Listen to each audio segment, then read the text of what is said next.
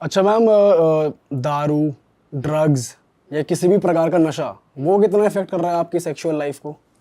अगर आप थोड़ी सी मात्रा में लेते हैं और आपको डर है तो वो थोड़ा सा उसे लाइट कर देता है, इसमें कोई मनाही नहीं है। फॉर एग्जाम्पल, आपको डर है बहुत, आप बहुत थके पड़े हैं, आपको नहीं मन कर रहा और आपने थोड़ा सा वाइन लिया है या थोड़ा सा लिया है तो it's okay.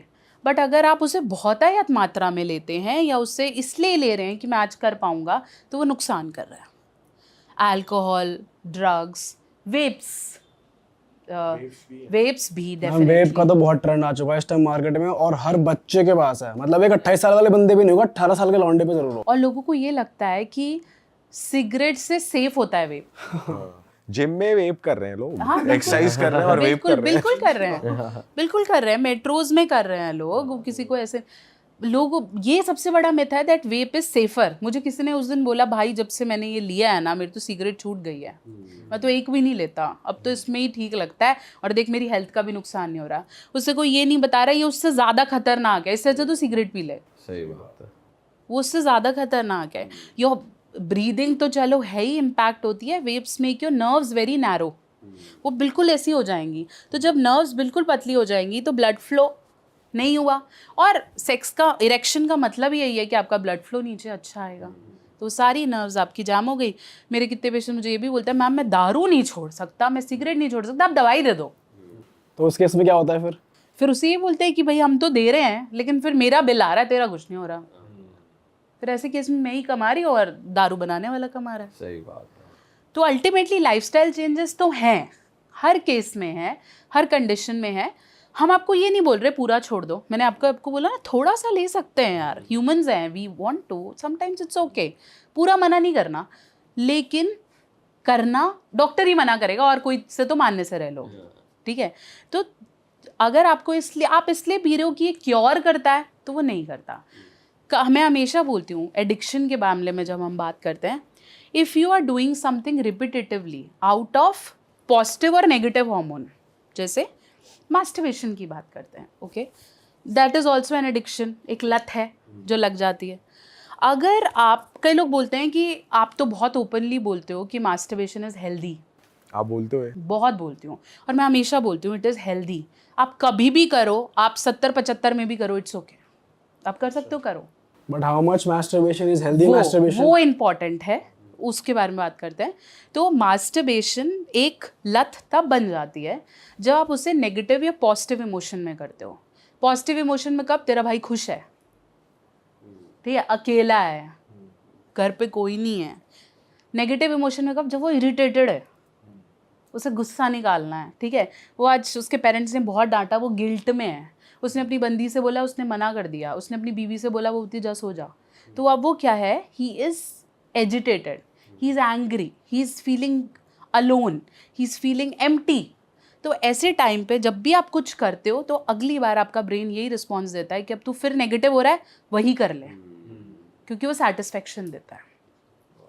Similarly with alcohol, ये हुआ, ये कर लो। आप या तो फन में करते हो, या आप अकेलेपन में करते हो, या फिर अवेलेबिलिटी है, दिख रही है, ठीक है, या फिर आप बहुत नेगेटिविटी में करते हो कि बंदी छोड़ गई यार, अब तो कोई और तरीका नहीं है। तो ऐसे करके नहीं पीना चाहिए, इससे आपको एडिक्शन हो सकता है। और यही एडिक्शन धीरे धीरे प्लेजर कब एडिक्शन में कन्वर्ट हो जाएगा आपको पता नहीं चलेगा, और फिर आप तब भी करोगे जब आपको मज़ा नहीं आ रहा है। ये गलत है। फिर आप करोगे और बोलोगे मेरे को नहीं करना है, मैं नहीं करना चाहता, मुझे वीकनेस फील हो रही है, आप फिर भी करने लगोगे। और रिपीटेटिव मास्टरबेशन इज अ सिन। एक बार, फिर 2 बार, फिर 3 बार, फिर वो गलत है। ओके, करो, खुश रहो, इट्स ओके। ये हम एक दिन में बात कर रहे हैं कि रेपिटेटिव एक टाइम पे करते हैं लोग, एक बार में 3-3, 4-4 बार कर रहे होते हैं, जैसे पता नहीं को लॉटरी निकल आई है घर पे अकेला है तो वो बहुत गलत है। हाँ, आप हफ्ते में 2 बार करना चाहते हो, 3 बार करना, खुशी से करो ना, कि okay I am exploring my body, I am loving my body.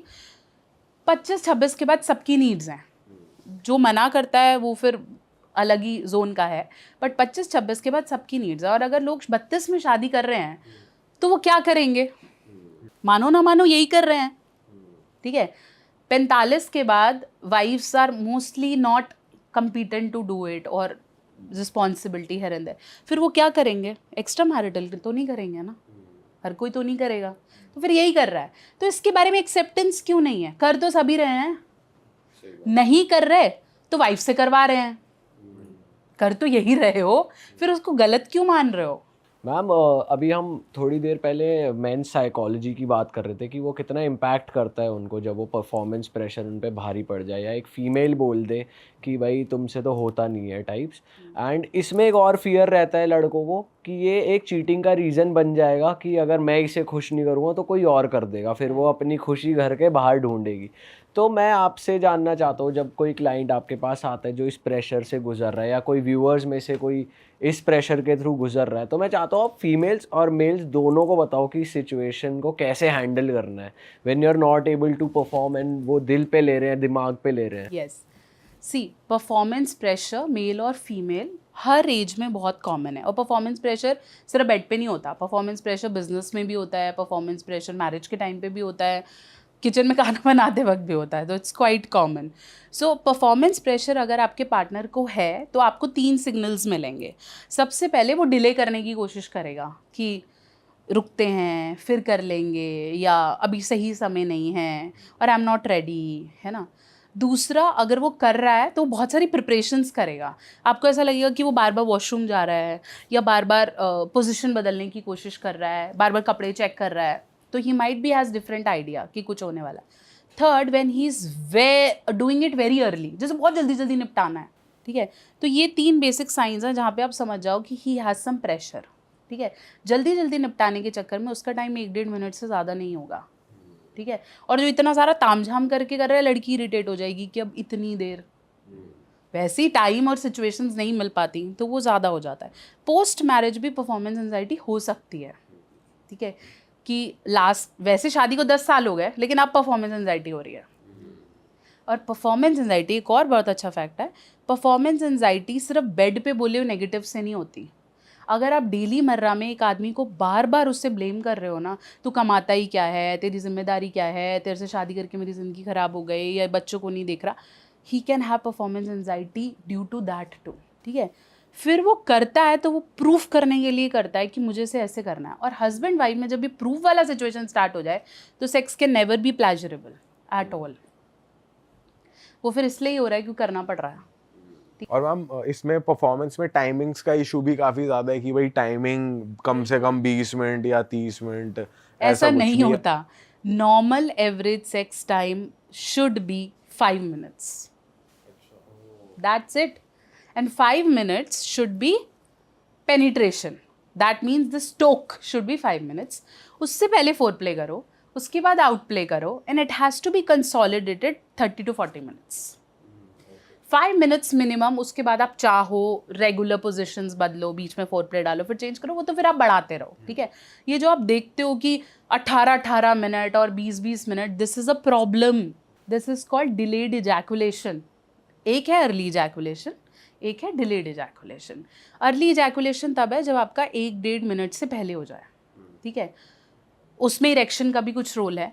Delayed ejaculation तब बोलेंगे जब 20-25 मिनट 30 मिनट हो गए और आप इजैकुलेट नहीं कर पा रहे और आपका पार्टनर कह रहा है भाई बस अब बहुत है।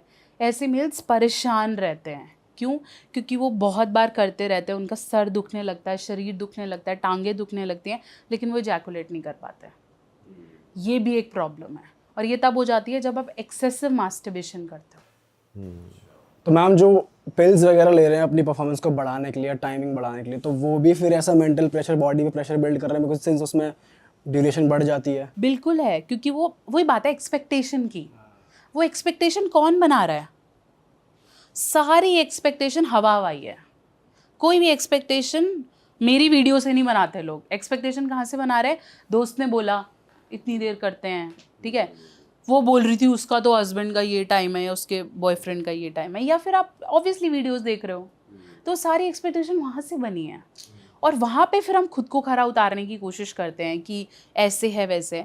हम ऊपर से तो बोल रहे होते हैं कि हमारा बहुत बढ़िया है, हमारा बॉन्ड बहुत बढ़िया, पर अंदर अंदर हम खोखले होने शुरू हो जाते हैं कि हो तो नहीं पाता यार मेरे से, मैं बोल तो देता हूँ, हो तो नहीं पा रहा। और वो प्रॉब्लम्स हैं। मेल्स को अगर हम एनालाइज करें तो बहुत बार male because males are not expressive, the psychology is वो दिन रात जो भी करते हैं, हमें ऐसा लगता है he is a very chill guy, है ना, cool bro and all, but he is not. When he sits alone he can not even face the mirror. उससे नहीं होता है. क्यों? क्योंकि उसे अपने अंदर कहानियाँ दिख रही होती हैं, उसे पता चलता है कि यहाँ से भी प्रेशर है, इतना कमाना है, ये करना है. That is why male suffer from more of medical issues than female. उससे क्या साइलेंट प्रॉब्लम शुरू हो जाएंगी, जैसे डायबिटीज़ शुरू हो जाएगा, उसे बैक एक शुरू हो जाएंगे, उसके विजन्स में प्रॉब्लम आनी शुरू हो जाएगी, क्योंकि बीपी बढ़ जाएगा, बीपी कम हो जाएगा, क्योंकि वो बता नहीं पाता. वो मेरा मोर एक्सप्रेसिव, वो सुन के बोलता है ठीक है, ओके ओके, क्योंकि वो स्टोर तो कर रहा है. ऐसे ही जब वो अंदर अंदर खुद को सेल्फ वर्थ इन इशू देता रहता है कि मेरे से हो नहीं पा रहा, मेरे को अब ये भी है, अच्छा ये भी देखना है, ऐसे भी करना है, तो प्रॉब्लम्स हैं. दूसरी एक और चीज़ है, when female pressurise them to do it today, आज ही कर लो, तो भाई उसकी तो सुबह पेमेंट आनी है, उसने तो सुबह रजिस्ट्री करानी है जाके, है ना, और रात को वो ये सोच रहा है कि यार अब करना तो पड़ेगा, नहीं तो गाली पड़ेगी. तो वो pressures are also very bad. ठीक है, हर किसी की एक बेसिक नीड है. अब ऐसे तो फीमेल को भी ब्लेम किया जाता है ना कि वो कर रही है और उसे सुबह याद आ रहा है प्राण नाश्ते में क्या बनाना है. दिस इज देयर, बट इसे क्लीन कैसे किया जाए? इसमें गलती किसी की भी नहीं है, वी ऑल आर ह्यूमंस ना. बट इसे क्लीन तब किया जाएगा जब आप इंटीमेसी बिल्ड करोगे, तभी हम फोर प्ले को आगे करते हैं कि वो इंटीमेसी ज़रूरी है.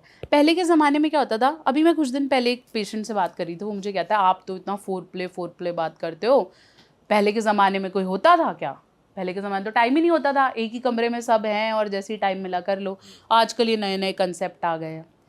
पहले आप लोग साथ रहते थे, ठीक है, पहले इंटीमेसी को कोई इतना वैल्यू नहीं करता. पहले इंटीमेसी अपने फादर के साथ ही नहीं थी, पापा से ही कई लड़कियां बिल्कुल मदर से नहीं बात करती थी.